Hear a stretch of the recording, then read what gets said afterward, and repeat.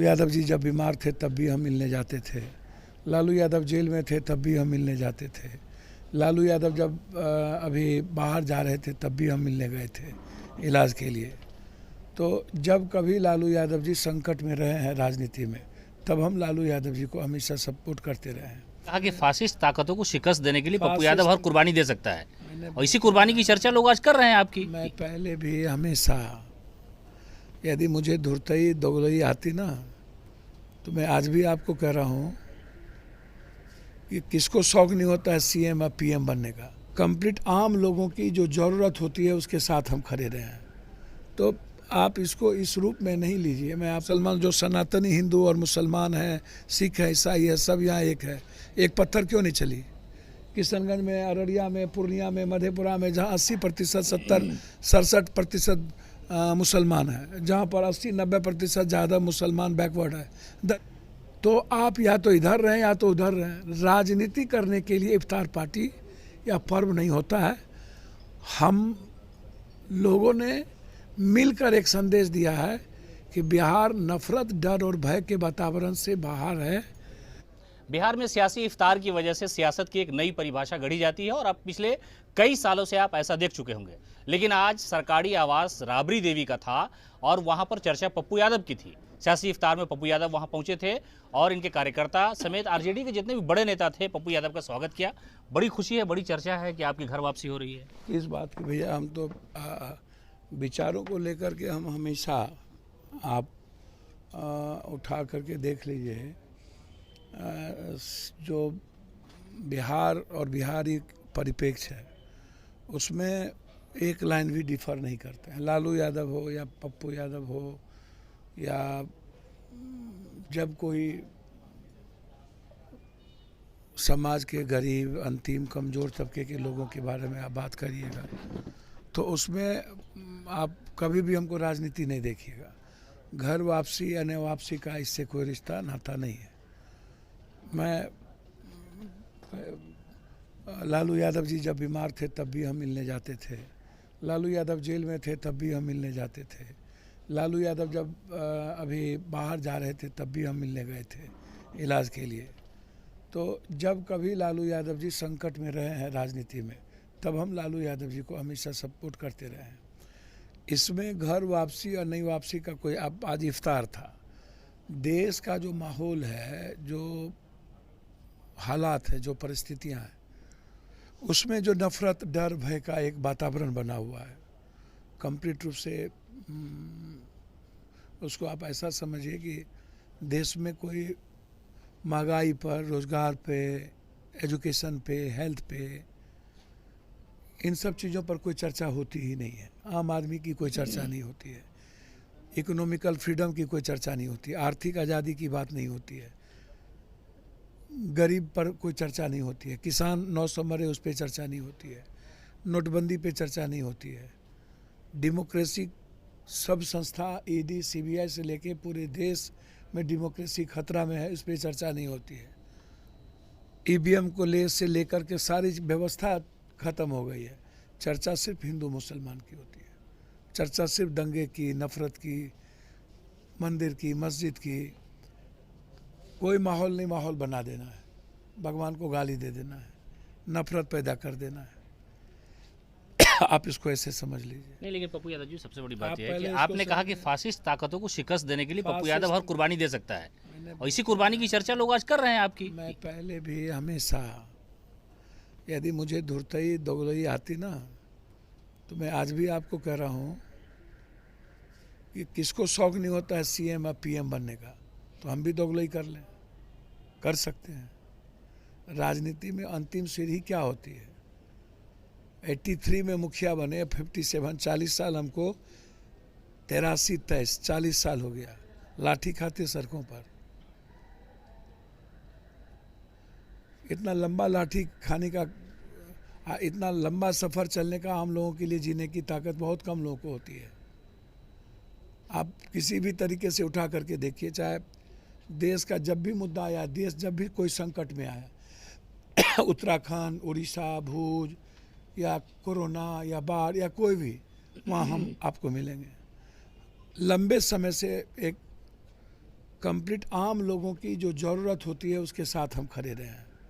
तो आप इसको इस रूप में नहीं लीजिए। मैं आपको बार बार कहता हूँ कि जो आज इफ्तार पार्टी थी उसमें मैं पहले से कह रहा हूँ कि इफ्तार पार्टी को राजनीतिकरण नहीं देना चाहिए, ना उसको राजनीति से जोड़ना चाहिए। इफ्तार में अमन की बात होती है, इफ्तार में मिल्लत की बात होती है, इफ्तार में एक खुशियों के जीवन, बिहार और बिहारियों की खुशियों के लिए हम अच्छे से जी सकें। दुआ क्या होती है? कोई भी पर्व, होली, दीपावली, इफ्तार एक रिश्ते के लिए होता है। मुझे लगता है कि लालू यादव जी, तेजस्वी जी, राबड़ी जी ने एक बड़ा पहल, व्यापक पहल की शुरुआत की है, जो मैं समझ रहा हूँ। नीतीश कुमार जी हमेशा पहल करते रहते हैं और मुझको लग रहा है कि अभी आज उन्होंने एक बड़े लेवल पर कुशवाहा जी को भी निमंत्रण दिया, सहनी जी को भी दिया, और मुझे लगता है कि कुशवाहा जी अलाउद्दीन के चिराग की तरह बात करते हैं। वो कह रहे हैं आप लोगों के जमा होने को कि जख्म पर मरहम चाहिए, इफ्तार नहीं चाहिए, दुआ नहीं चाहिए। मुझको समझ में नहीं आता है ये किस जख्म की बात करते हैं। नरेंद्र मोदी मात्र एक विकल्प है। ये जख्म पर मिर्ची नहीं है तो क्या है? सियासत और सत्ता और कुर्सी के लिए कभी बेटा कसम, कभी बाप कसम, कभी माँ कसम, कभी मर जाएंगे, नीतीश कुमार को पीएम बनाएंगे, नीतीश कुमार के पीएम बनने के अलावा दूसरा सपना नहीं देखेंगे, और 2 मिनट में सियासत और हिस्सेदारी की बात होने लगती है। कभी हमारा हिस्सेदारी दे दो, कुशवाहा कहेंगे हमारी, मुशर्रफ कहेंगे हमारी, पासवान कहेंगे हमारी, यादव, मतलब बिहार में हिस्सेदारी, जाति की हिस्सेदारी के अलावा दूसरी बात कब होती है? तो ये ज्ञान पढ़ाएंगे। आप कुशवाहा जी भी राजनीति शास्त्र पढ़ने का ज्ञान पढ़ाएंगे। लेकिन पप्पू यादव जिस तरह साथ गए, तकलीफ होगी ना उन लोगों को कि भाई विपक्ष को मजबूत करने के लिए पप्पू यादव एक बड़ा चेहरा, आप संघर्ष लगातार कर रहे हैं, लोग आपसे प्यार करते हैं, तकलीफ आपकी वजह से हुई लोगों को। मुझे लगता है तकलीफ में, हम तो बिहार शरीफ गए थे, हम तो सासाराम गए थे, हम तो रामनवमी में 11 किलोमीटर पैदल चल करके हम संदेश दिए थे पूर्णिया में। यहाँ हर लोग, हिंदू मुसलमान, जो सनातनी हिंदू और मुसलमान हैं, सिख है, ईसाई है, सब यहाँ एक है। एक पत्थर क्यों नहीं चली? किशनगंज में, अररिया में, पूर्णिया में, मधेपुरा में, जहाँ 80%, 67% मुसलमान है, जहाँ पर 80-90% ज़्यादा मुसलमान बैकवर्ड है, दलित है, वहाँ क्यों नहीं चली? बिहार शरीफ को क्यों टारगेट किया गया? अमित शाह जहाँ गए उल्टा लटका के मारेंगे। आप आके कभी विशेष पैकेज की बात नहीं करते हैं। आप आकर के मनरेगा का पैसा रखे हुए हैं, उसकी बात नहीं करते हैं। आप जीएसटी का पैसा बिहार को नहीं देते हैं, उसकी बात नहीं करते हैं। आप बंद पड़े फैक्ट्री की बात नहीं करते हैं। आप सीमांचल गए, हिंदू मियाँ किए, वहाँ पर आप 5,000 करोड़ रुपया नरेंद्र मोदी गज के आया था बाढ़ के लिए, वो 1 रुपया नहीं मिला। आप वहाँ का सबसे ज़्यादा पलायन करता है सीमांचल, मिथिलांचल में, कोसी में, आप उसकी बात नहीं किए। आप मखान और मकई पर आधारित बात नहीं किए। आप वहाँ जाके गाली गलौज करके आए। आप सासाराम और बगल में, बिहार शरीफ के बगल में हिसुआ है, हिसुआ के बगल में नालंदा आता है। आप हिसुआ आने के क्रम में 2 दिन पहले आपने दंगा करवा दिया। बजरंग दल और विश्व हिंदू परिषद आका है क्या? ये ठेकेदारी लिए हुए हैं भगवान के। राम, पप्पू यादव का, हम राम के कैरेक्टर से मैं जीता हूँ, कृष्ण के कैरेक्टर से मैं जीता हूँ, बुद्ध के कैरेक्टर से मैं जीता हूँ, वाल्मीकि के कैरेक्टर से मैं जीता हूँ। शिव का आचरण और चरित्र मुझको पता है। मोहम्मद साहब के चीज़ों से मैं जीता हूँ। आम आदमी मानवता क्या होती है पप्पू यादव को पता है। ये बजरंग दल और विश्व हिंदू परिषद को क्या पता है राम के बारे में? राम के बारे में इनको जानकारी। राम, पहले लाल झंडा होता था, लाल झंडा से केसरिया आ गया। पहले लाल पर राम होते थे, राम के बगल में सीता, लक्ष्मण, हनुमान होते थे। भरत और शत्रुघ्न, जामवंत भी होता था। तो जामवंत गायब, भरत गायब, शत्रुघ्न गायब, सीता गायब, लक्ष्मण गायब, अब रामो गायब। अब मोच दाढ़ी वाला हनुमान को ला के रख दिए।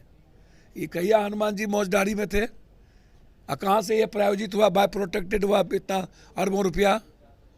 कब हम लोग का बाप दादा तलवार भाला लेके निकलता था?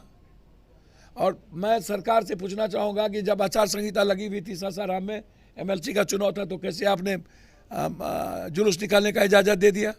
पप्पू यादव गए तो बोले आचार संहिता है, नहीं जा सकते। आपने कैसे दिया? जब सरस्वती पूजा, दुर्गा पूजा में ये अति बजाने का, डीजे बनाने का आदेश नहीं है, तो फिर आपने रामनवमी में डीजे बजाने का आदेश कैसे दिया? और वो कैसेट नफरत वाला, वो कैसेट, एक ही कैसेट सब जगह, एक ही तलवार सब जगह, एक ही झंडा सब जगह। मोज दाढ़ी में कब हनुमान हो गए? और लाल से केसरिया कब हो गया? और पहली बार अब तो डर लगता है पर्व में, मेला में जाने में, लगता है बच्चे की मौत ना हो जाए। होली में डालने में, निकलने में डर लगता है, दीपावली में निकलने में डर लगता है। तो सवाल 8 दिनों तक दंगा रह गया भाई। बिहार शरीफ में जहां के हमारे मुख्यमंत्री हैं, और 24 साल 26 साल वाला उचक्के सब दंगा कर दिया। कैसे? जिंदा रहने का राइट है क्या? किसी जाति को गाली दोगे और किसी जाति को तुम नफरत पैदा करोगे, हम जीने देंगे? हम जिस दिन आएंगे आप उल्टा लटका दीजिएगा अमित शाह की। उल्टा लटका देंगे। अपराधियों को उल्टा लटका देने का क्या मतलब? जो दंगा पैदा करेगा, समाज को तोड़ेगा, किसी जाति को गाली देगा, उसको जीने का राइट है। ये बिहार है, अमित शाह की तरह जो उसकी भाषा है ना, यहाँ बिहार के लोग चूड़ी पहन के नहीं बैठा है। ये गुजरात नहीं है। हम गुजरातों में जाकर इससे लड़के आए। जब एक एक बिहारी को मार रहा था तब लड़ने गए थे। हमको बोला मार देगा, हमने कहा औकात है तो मार के दिखा देना। बिहार हमेशा अमन का संदेश दिया है। बिहार कभी भी नफरत पैदा नहीं किया। किसी जात के लोगों ने यहाँ नफरत, रियल में, मैं दिल से कह रहा हूँ, मुट्ठी भर विश्व हिंदू परिषद, बजरंग दल और आरएसएस के गुंडों ने माहौल खराब करता है। अच्छा, एक आखिरी सवाल पप्पू यादव, गर्म जोशी से तेजस्वी यादव ने आपका स्वागत किया, तस्वीरें सोशल मीडिया पर वायरल हो गई, पूरी इंडिया में चर्चा हुई, पप्पू यादव राबड़ी आवास पहुंचे हैं, बात हुई है कहाँ से चुनाव लड़ेंगे या गठबंधन तय हो गया है? हमको तो समझ में नहीं आता है। अपने मियाँ मिट्ठू, हमको सला अपने पता नहीं है कि हम कहाँ से चुनाव लड़ेंगे। पूर्णिया से लड़ें कि मधेपुरा से लड़ें कि सुपौल से लड़ें कि कहीं और से लड़ें, कुछ भी पता नहीं है कि कहाँ से लड़ेंगे, किसको दुख दें, किसको दुख नहीं दें। आप बार बार मैं कहता हूँ कि एक संदेश था बिहार से 14 करोड़ लोगों के द्वारा पूरे देश को कि लोकतंत्र और संविधान की रक्षा के लिए सबको एक होना चाहिए।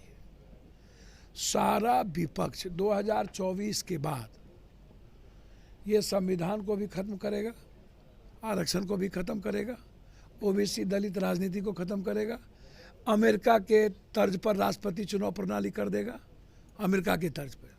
ये आप समझ लीजिए, ये पूरे के पूरे देश की डेमोक्रेसी को ख़त्म करने की तैयारी कर रहा है। तो 24 के पहले पप्पू यादव जैसे लोगों की क्या राय हो सकती है? हम एक साधारण सा आदमी हैं, हमारी कोई औकात नहीं है।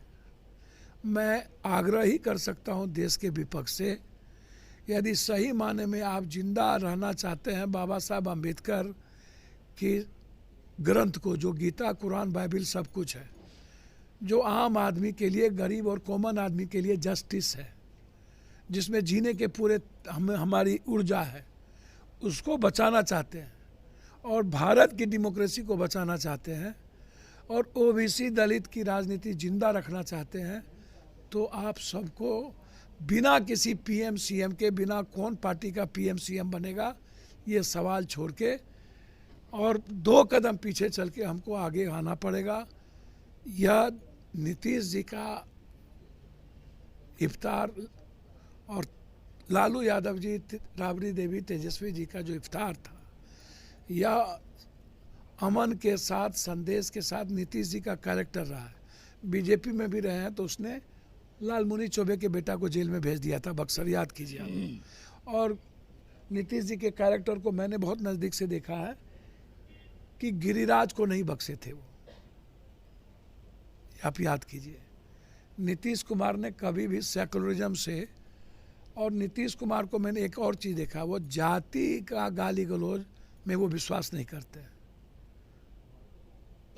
एज ए मुख्यमंत्री अच्छा खराब मैं नहीं जाऊंगा, लेकिन जब कॉमन सोसाइटी की बात आती है तो नीतीश कुमार ऐसे मामले में स्मूथ है। लेकिन जो संदेश आज सबको बुला करके देने का प्रयास हुआ, आज जिसमें कुशवाहा जी को लग रहा कि अकेले टिठी आकाश गिरेगा टेक लेंगे, या सहनी साहब चित भी मेरी पट भी मेरी, कभी सिक्योरिटी लेके कुछ बोल देते हैं, कभी इधर नहीं कभी उधर नहीं, बड़ों के बाप कनियों के बाप। तो अब समय आ गया है, चाहे पप्पू यादव को मुख्यमंत्री बनने का शौक होगा तो हम दगलई कर लेंगे। बहुत क्लियर है राजनीति में। राजनीति में सुचित्रता के साथ अब राजनीति संभव नहीं है। कहीं ना कहीं आपको धूर्तई और दुष्टई करनी होगी। तो आप या तो इधर रहें या तो उधर रहें। राजनीति करने के लिए इफ्तार पार्टी या पर्व नहीं होता है।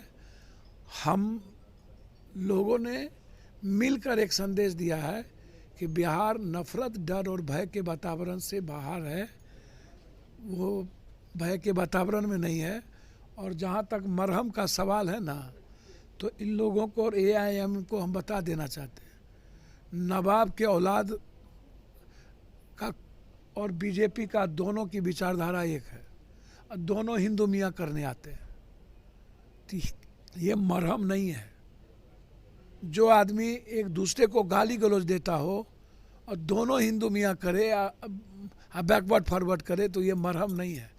मरहम होता है वो कि SPD ट्रायल करके जो लोग थे दंगा में, उसका नाम आ रहा है, निकल रहे हैं, 3 महीने के अंदर उसको सजा कर दे, ताकि कभी औकात ना हो और नज़ीर बने कि कोई दंगा ना हो। तो मरहम ये है और मरहम होगा किसी भी कीमत पर। अभी विपक्ष को एक होने की ज़रूरत है। कौन कितना सीट लड़ेगा ये सब मैटर नहीं है। देश बचना, डेमोक्रेसी बचना, संविधान बचना, ये मैटर। तो आपने सुना, ये थे राजेश रंजन और पप्पू यादव। इन्होंने साफ तौर पे कहा है कि लोकतंत्र को बचाने के लिए, लोगों के अधिकार की रक्षा के लिए हर तरह का समझौता करने के लिए मैं तैयार हूं, और शुरू से यही हमारी लड़ाई रही है। आज की जो इफ्तार पार्टी थी वो एक तरह से मौका होता है रमज़ान का, अमन का, शांति का पैगाम देना। सियासत की बातें बाद में होंगी, लेकिन 2024 का जो हमारे सामने चैलेंज है उसके लिए हम हर तरह का समझौता करने को तैयार हैं। सब लोगों के साथ एकजुट होकर के ऐसे लोगों को शिकस्त देना ज़रूरी है, ताकि संविधान बच सके और भारत बच सके।